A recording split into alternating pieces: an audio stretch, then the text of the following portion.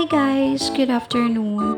So, income shift ko na po at ngayon ay nasa outside world na po ulit ako for today's video after kong makipagbakbakan sa work. So, ganun talaga ang life guys. Laban lang araw-araw. Kahit di ka man pinaglaban o hugot. Ganun pa man, laban lang mga besh in order for us to survive. English pa, wala ka na sa work ay. So, for the backtas tayo ng very light going to Sakayan. And siya nga pala guys, itong building nga po pala, dito po ako nag-work, nagpupuyat at nagpapagod. Syempre, para sa ekonomiya ng ating bansa. Ito wow.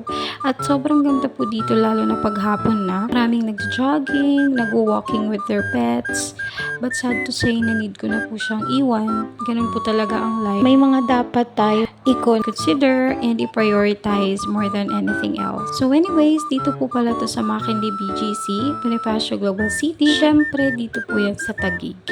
At kung nakikita niyo po yung way na yan, yung mga building na yan sa unahan, kapag nag-straight kayo dyan, yan naman po yung dream kong pasyalan dati. Yan po ang Venice Grand Canal, McKinley Hill. So, alam ko nakikita niyo na po siya sa mga post. So, yes guys, nung nasa Jurassic Farm pa ako sa Leyte is nakikita ko lang po to siya sa aking panaginip sa mga post sa dream ko. At akalain nyo nga naman guys, dito pala ako bibigyan ng work ni Papa God. As in dito guys.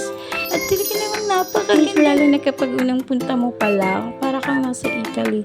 At mauuwat ka talaga guys. Hanggang sa ginawa ko na siyang tambayan during my lunch break. But of course, hindi po ako nagla-lunch dyan. Kasi butas ang bulsa nyo dyan guys. Shala ang mga foods and everything dyan. Hanggang sa nagsawa na lang din po ako. Habang tumatagal, nakakasawa din pala siya. Wala talagang forever. Pagkasawaan ka rin. Ay, apoy. O siya, sige na. Papunta pala ako ng Sakayan guys. To naiwan na ako ng jeep kay atay na. Ay, sige na buyers na guys.